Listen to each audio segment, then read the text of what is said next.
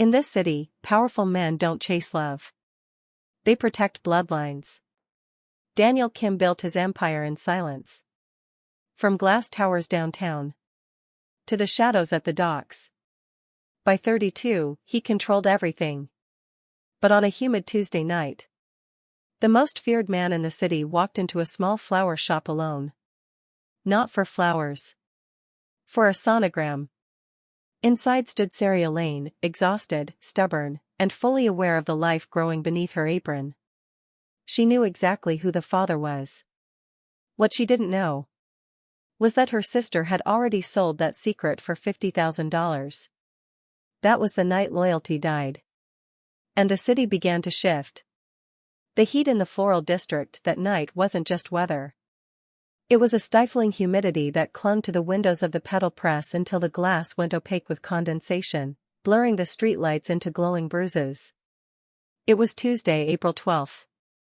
A Tuesday shouldn't have mattered, but for Sarah Lane, every Tuesday was a deadline. It was the day the rent check for her small sanctuary of green either cleared the bank or pulled her under for good. Sarah stood behind the weathered oak counter, her fingers stained a deep, bruised green from a 12-hour shift of stripping thorns and trimming stems. She was shifting her weight from one foot to the other, trying to ignore the dull, persistent throb in her lower back, a physical secret she wasn't yet ready to name. She was 24, but her eyes held the exhaustion of someone who hadn't slept through the night in months. Her shoes were cheap, worn-out flats that offered no support for her swollen ankles, but she couldn't afford the luxury of comfort. "Check the register again, Sarah." "Stop dreaming," a voice snapped. It was Samara Lane. Samara was a woman who wore silk even when she was drowning in debt. She was leaning against a display of hydrangeas, her hair falling in perfect, expensive waves that mocked the messy bun Sarah had shoved her own hair into hours ago. She always smelled faintly of expensive gin and a desperation she tried to hide behind a designer bag. "The register is empty, Samara." "There is nothing left for you to take," Sarah replied, her voice sounding thinner than she wanted it to be. She looked at her sister, and that's when she saw it. Samara wasn't looking at the cash drawer. She was looking at the small, velvet-lined box tucked under the counter, the one that held a gold lotus coin and a sonogram she was never supposed to find. Samara didn't look guilty. Instead, she offered a slow, devious smirk. It was the look of someone who had just realized she didn't have to win the game if she could simply sell the board. But that smirk wasn't born of confidence. It was born of cold, sharp terror, a mask Samara had forged in the frantic hours before she ever stepped foot in the shop. To understand the betrayal, you have to go back to where it began, 6 hours earlier, at the Neon Den. The air inside the Neon Den was a stagnant cocktail of expensive cologne and cheap desperation. In this windowless basement, time was measured not in hours, but in the rhythmic, predatory snap of cards against green felt. Samara Lane sat at the baccarat table, her knuckles white as she gripped the edge of the mahogany trim. To her left, an inheritance was being liquidated, to her right, a man sighed as a month's salary vanished into the dealer's rake. Samara needed a 9. The universe gave her a 3 and a 4. The house pulled a natural 8. The silence that followed was absolute, the kind of silence that exists at the bottom of a grave. The $50,000 she had borrowed from her sister's emergency florist fund hadn't just been lost, it had been atomized. She reached into her clutch, her fingers trembling against the empty silk lining. She was no longer a player, she was a casualty. A shadow, smelling unexpectedly of sharp peppermint, loomed over her shoulder. Leo didn't resemble a predator, he looked like a weary academic in a charcoal suit, fastidiously polishing his gold-rimmed spectacles with a silk handkerchief. He leaned down, his voice a pleasant, terrifying murmur. "The table is closed for you, Samara," Leo said, his tone as light as if he were discussing the weather. "But my ledger remains open." 50,000. Plus the juice. "I just need one more shoe, Leo. The deck is leaning my way, I can feel the heat." Leo let out a soft, dry chuckle that didn't reach his eyes. "The only thing leaning, my dear, is your debt. You have 24 hours to balance the scales." After that, I stop being a gentleman and start being a landlord. And trust me, you don't want to see how I evict people from their peace of mind." He paused, popping a green mint into his mouth and offering the tin to her with a terrifyingly polite gesture. "Actually, let's make it 23 hours. I'm charging you 60 minutes of interest just for the psychological toll of watching you sweat through that silk dress. It's a very distracting shade of blue, and it's ruining my concentration." The absurdity of the comment struck a dissonant chord, a flash of dark humor in the middle of a nightmare. Samara didn't take the mint. She simply stood and stumbled out of the den and into the humid night, her mind racing. She didn't see the city lights. All she saw was the velvet-lined box tucked under her sister's counter. She wasn't just going to pay Leo back. She was going to buy herself a new life, even if it cost Saria everything. The heavy glass door of the flower shop chimed, signaling the arrival of a late-night regular, a local grocer who always bought a single stem of lavender for his wife. Saria forced a professional smile, her exhaustion momentarily masked as she stepped into the walk-in cooler. That brief departure was all the opening Samara needed. Samara didn't waste a heartbeat. She slipped behind the oak counter, her silk dress rustling like a snake in the grass. Her eyes scanned the familiar cluttered shelves until they landed on the bottom drawer, the one Saria always kept locked with a small, brass key she wore on a ribbon around her neck. But today, in her sister's preoccupied state, the key was dangling from the lock itself. Samara pulled the drawer open. It was filled with mundane things, tax receipts, seed packets, and a spare pair of shears. But tucked beneath a pile of dried baby's breath was a small, velvet-lined box. When Samara opened it, the dim shop light caught the unmistakable glint of gold. It was a heavy coin, embossed with a sprawling, intricate lotus flower, the symbol of the Iron Lotus Syndicate. Beside the coin sat a folded piece of thermal paper. Samara's fingers shook as she unfurled it. It was a sonogram, the image grainy and black and white, but the medical stamp at the bottom was clear. Her eyes widened, darting from the coin to the image. This wasn't just a secret, it was a nuclear warhead in a florist's drawer. "What on earth is my sister doing with the Kim family's bank account?" she muttered. Suddenly, the shop's delivery cat, a fat ginger tabby named Barnaby, decided this was the perfect moment to leap onto the counter. He landed with a heavy thud, sending a vase of water tipping over. Samara let out a muffled shriek as she scrambled to catch the vase, nearly dropping the gold coin in the process. Barnaby sat there, unbothered, licking a paw with an expression of profound judgment, as if he knew exactly whose secrets she was pawning. The image of the sophisticated gambler being outmaneuvered by a 10-pound cat was absurd, but Samara didn't have time to laugh. She quickly pulled out her phone, her thumb flying over the screen as she searched for the Iron Boss. The search results flooded in: Daniel Kim, the elusive titan of the syndicate, seen leaving a charity gala 3 months ago. The face in the news photo, stern, intense, and watchful, was a perfect match for the man Saria had been acting so strangely about. Samara didn't just see a sonogram anymore. She saw a get-out-of-jail-free card. She saw Leo the loan shark's debt being paid in full with room for a penthouse to spare. With a devious smirk, she snapped a photo of the sonogram next to the coin and tucked the box back exactly where she found it. She was no longer just a sister, she was a broker for the most valuable heir in the city. The rain had transitioned from a humid mist into a rhythmic, relentless downpour by the time Samara reached the rendezvous point. The alleyway behind the neon den was a narrow throat of asphalt, slick with oil and shadow, smelling of wet brick and discarded dreams. She stood beneath a rusted fire escape, her designer trench coat doing little to shield her from the spray. Every splash of a distant car felt like a footstep, her heart hammering a frantic staccato against her ribs. Leo emerged from the darkness not with a flourish, but with the quiet inevitability of a ghost. He was holding a large, polka-dotted umbrella that looked absurdly cheerful against his somber charcoal suit. He came to a halt 3 feet away, the light from a flickering street lamp bouncing off his gold-rimmed spectacles. "You're early, Samara," he noted, his voice smooth as polished stone. "Promptness is usually the virtue of the desperate. I hope you have more than just excuses for me." Samara didn't speak. Her fingers, trembling slightly, fumbled with her phone until the screen illuminated the damp air. She swiped to the photograph, the grainy, unmistakable curve of a sonogram resting beside the heavy gold coin of the Iron Lotus Syndicate. She held the device out, the screen glowing like a beacon in the gloom. Leo leaned in, his brows knitting together as he adjusted his glasses. He stayed silent for a long moment, the only sound the steady drumming of rain against his umbrella. Then, he let out a sharp, unexpected huff of air, half laugh, half disbelief. "Is this a joke, Samara? Or have you finally developed a sense of folklore?"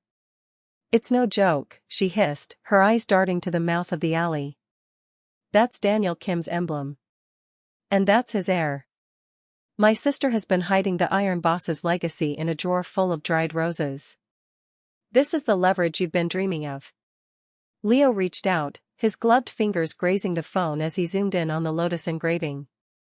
Just as the tension reached a breaking point, a stray alley cat, scrawny and soaked to the bone, decided to dart between Leo's polished shoes, chasing a wind-blown candy wrapper.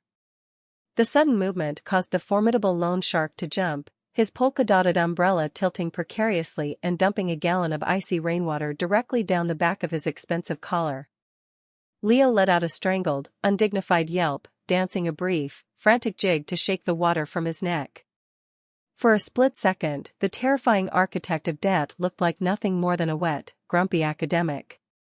He huffed, readjusting his spectacles with a frown of deep personal offense.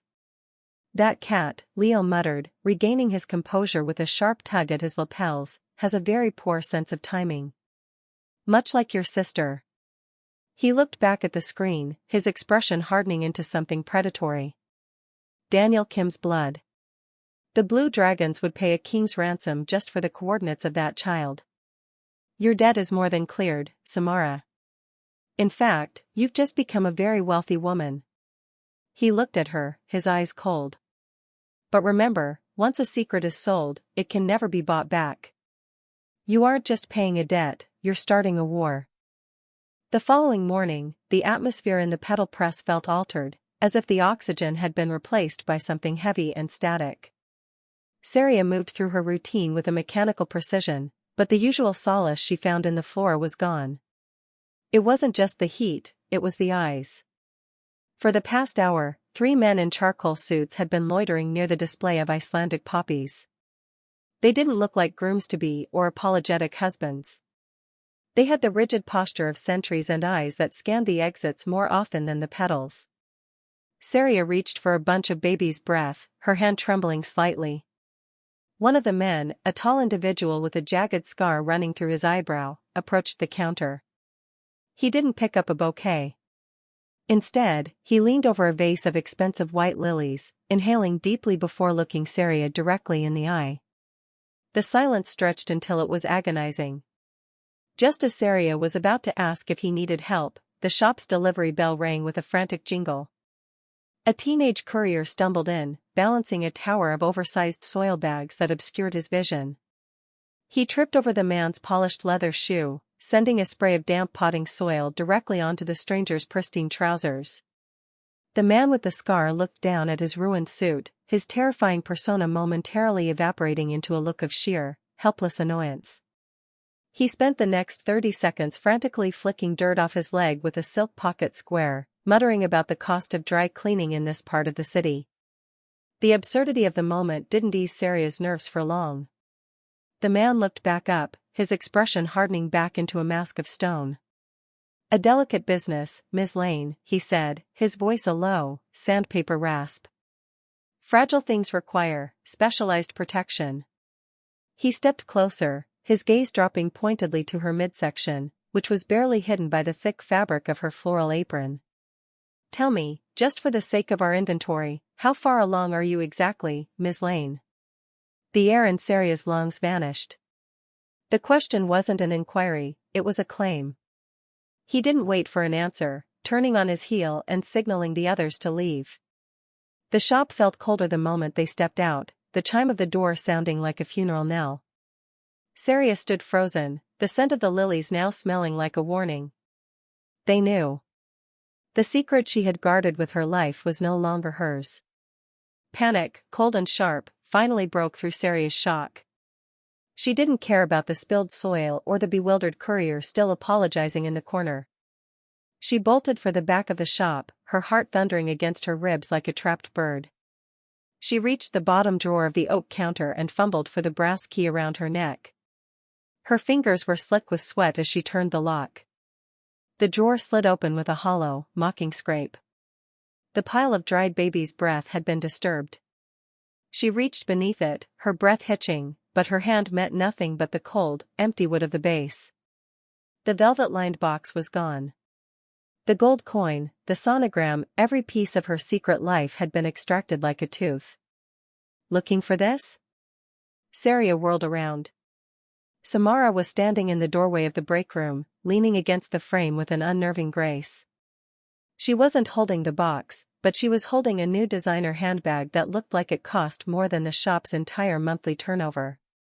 Saria's voice was a jagged edge of betrayal. "Where is it, Samara? What did you do?" Samara didn't flinch. Instead, she tilted her head, and that slow, devious smirk spread across her face, the one captured in the shadows of the shop light, making her look less like a sister and more like a predator. "I did us a favor, Saria," she said, her tone light, almost celebratory. She stepped into the room, her silk heels clicking rhythmically on the floorboards. "We spent years scraping dirt for pennies while you sat on a winning lottery ticket. I just cashed it in. We're rich now. We're finally relevant." "Relevant?" Saria's voice rose to a plea. "You sold my child's safety to pay for your gambling? You don't know the people you've invited into this shop, Samara. They aren't customers."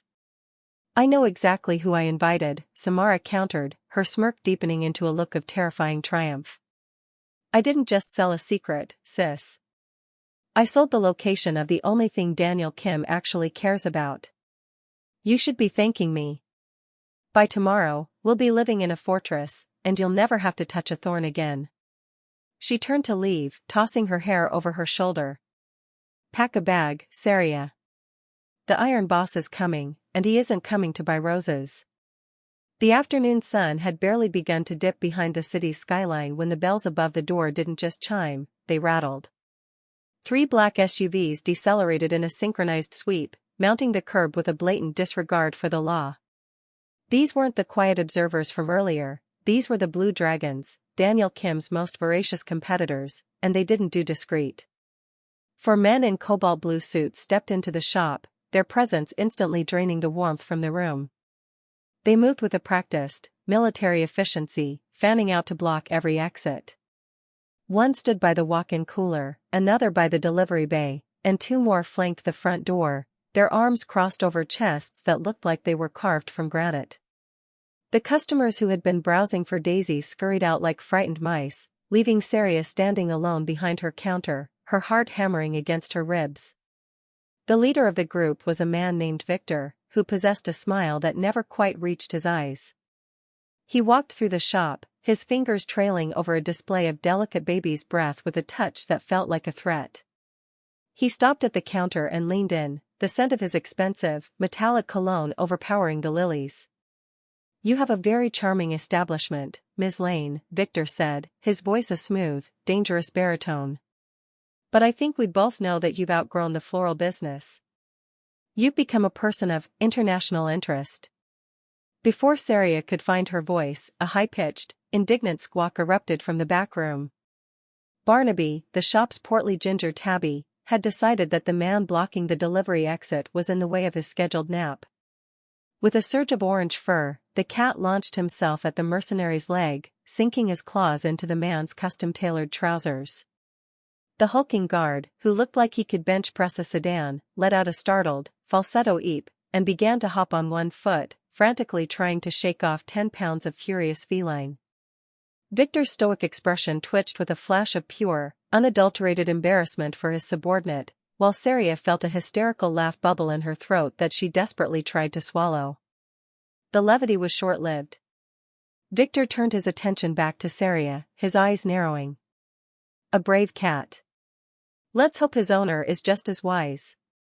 He reached across the counter, not to touch her, but to slide a thick, embossed card toward her. The Blue Dragons would like to discuss your future, and the future of the precious cargo you're carrying. We have a much more secure location prepared for you. You're coming with us, Ms. Lane. Now. The air in the shop felt like it was being vacuum sealed. Saria looked at the exits, but there was no way out, only the looming shadows of men who saw her as nothing more than a bargaining chip in a game she never asked to play. The standoff within the shop was shattered not by a shout, but by a sudden, unnatural silence from the street outside. The chaotic hum of the floral district simply ceased, replaced by the low, subterranean thrum of high-end engines that vibrated through the floorboards of the pedal press. The Blue Dragons, who had been so postured and imposing seconds ago, suddenly shifted, their confidence replaced by a rigid, electric tension. They didn't just look toward the door, they looked as if they were bracing for a tidal wave. Then, the door opened. Daniel Kim didn't burst in, he simply occupied the space. He was exactly as the news had depicted him, yet the graininess of a television screen could never capture the sheer, gravitational pull of his presence. He was a man of sharp angles and obsidian shadows, dressed in a suit of such impeccable tailoring it looked like armor. His eyes, intense, watchful, and devoid of warmth, swept the room with the lethal efficiency of a radar. He didn't look at the Blue Dragons. He didn't look at the blocked exits. He looked only at Saria. Just as the atmosphere reached a point of absolute, crushing dread, the absurd reality of the shop's state intervened. The scrawny delivery boy, who had been hiding behind a stack of peat moss, accidentally bumped a shelf of singing get-well-soon balloons. One of them, shaped like a giant, grinning sun, slipped loose and drifted lazily into the center of the confrontation. It bobbed directly between Daniel Kim and the lead rival, emitting a high-pitched, tinny electronic rendition of Walking on Sunshine. The cheerful, distorted music played in the suffocating silence, the sun's goofy yellow face dancing between the most dangerous men in the city. The Blue Dragons looked bewildered, Daniel merely blinked, his gaze not flickering as he reached out a gloved hand and caught the balloon's string, silencing the cheerful melody with a single, slow pull that felt like he was snapping a neck. He walked toward the counter, his stride slow and deliberate. Victor stepped back, a reflex he clearly hadn't intended to show. Daniel's eyes finally fell upon the weathered oak counter, landing squarely on the sonogram that Samara had left out like a taunt. He stood there for a long moment, the intensity of his focus enough to set the paper aflame. Then, he looked up. His gaze didn't meet Saria's eyes first, it dropped, with a terrifyingly soft precision, to her stomach. The transition in his expression was microscopic, yet profound, a hardening of the jaw, a slight narrowing of those dark eyes. It was the look of a man who had just found something he hadn't realized was lost, and was now deciding exactly how much of the world he would have to burn to keep it. "You're late for your appointment, Ms. Lane," he said, his voice a low, melodic growl that made the hair on her arms stand up. "And I don't like my interests being handled by amateurs." The standoff remained frozen, a tableau of cobalt suits and iron-willed silence, until Daniel Kim reached into his breast pocket. He didn't draw a weapon, he drew a sleek, obsidian-framed smartphone. The Blue Dragons shifted, their hands twitching near their jackets, but Daniel ignored them with a chilling nonchalance. His thumbs moved across the screen with the surgical precision of a grandmaster. "Victor," Daniel said, his voice cutting through the hum of the air conditioner like a blade. "Your employer, the Wayland Group, currently holds a 40% stake in the port of Haiphong. Or rather, they did until 30 seconds ago." Victor's brow furrowed, his sneer faltering. A frantic ping erupted from his own pocket, followed by a chorus of chimes from his associates. As they scrambled to check their devices, the atmosphere in the shop shifted from predatory to panicked. "I've just executed a hostile takeover of your parent company's debt," Daniel continued, his gaze never leaving Saria's pale face. "As of this moment, I am the primary lien holder of your salaries, your pensions, and the very lease on the headquarters you call home. If you stay in this shop for another 60 seconds, I will liquidate your firm's assets before you reach the sidewalk." In the midst of this high-stakes financial execution, the absurd reality of the flower shop struck again. Barnaby, the ginger tabby, apparently sensed the shift in power. He sauntered over to Victor's feet and, with a look of utter boredom, began to sharpen his claws on the man's expensive leather briefcase. Victor, once the terrifying vanguard of a criminal syndicate, looked down at the cat, then at his phone, then at Daniel. He looked like a man who had brought a knife to a nuclear launch and was now being bullied by a house pet. He let out a frustrated, strangled huff, realizing that his entire career had just been deleted by a man who hadn't even raised his pulse. "We're leaving," Victor hissed, signaling his men with a sharp jerk of his head. They retreated with none of the grace they had entered with, nearly tripping over a bucket of sunflowers in their haste to exit before their bank accounts hit zero. The shop fell into a vacuum of silence as the black SUV screeched away from the curb. Daniel finally tucked his phone away and stepped toward the counter, closing the distance between him and Saria. The air between them felt thick, charged with the ghost of a night they had both tried, and failed, to forget. "The Lane family is off limits," Daniel stated, his voice vibrating through the oak counter. "To the dragons, to the loan sharks, and to anyone else who thinks they can barter with what belongs to me. That is not a negotiation, Saria. That is a fact of nature from this day forward.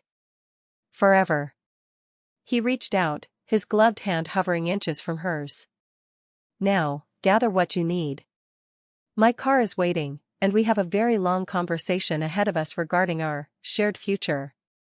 The transition from the flower shop to the sidewalk was a blur of rain-slicked pavement and the intimidating hum of idling engines. Saria felt the cold air hit her face, but it was Daniel's presence at her back that truly froze her. Beside the primary motorcade stood Samara, clutching her new designer bag as if it were a life raft, her eyes darting between Daniel's stone-faced security detail and the shadows where her debt still lurked. Daniel didn't stop until he was inches from Samara. He didn't raise his voice, he didn't have to. The sheer weight of his silence was more suffocating than any threat. He gestured slightly, and one of his men stepped forward, holding out a sleek, black briefcase. "The 50,000 you pilfered from Saria's accounts has already been wired back to the shop's ledger," Daniel said, his voice a low, melodic vibration.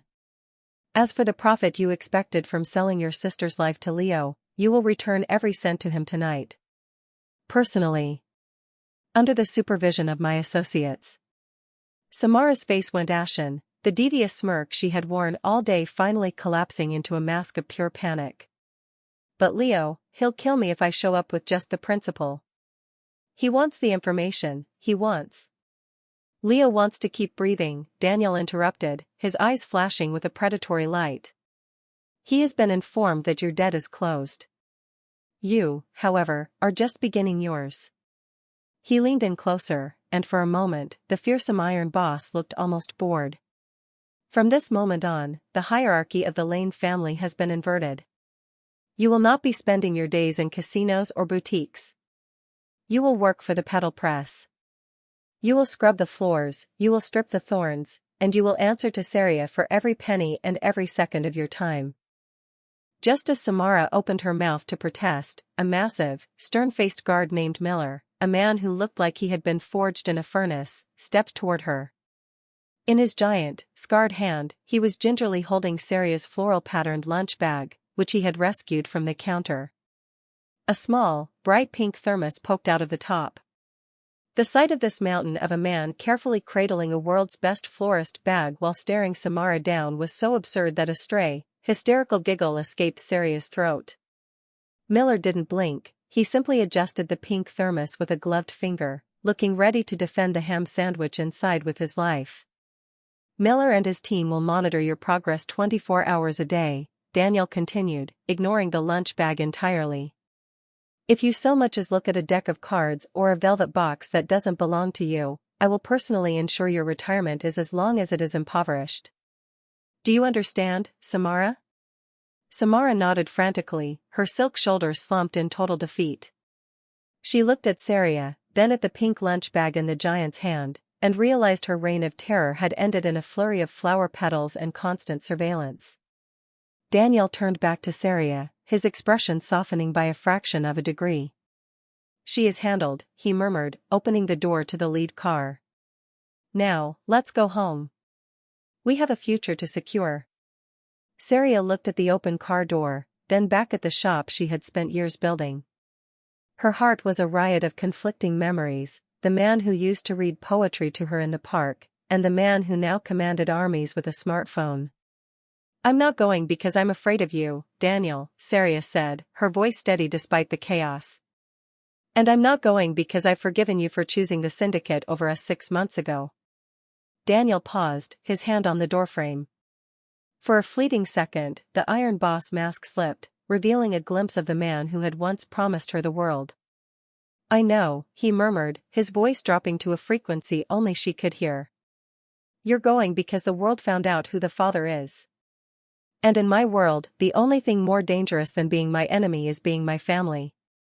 Let me keep you safe until the dust settles. Then, you can choose to leave again. That was the deal. A temporary alliance for the sake of the heartbeat beneath her apron. She stepped into the leather-scented darkness of the vehicle, not as a captive, but as a mother entering a pact with a devil she used to love.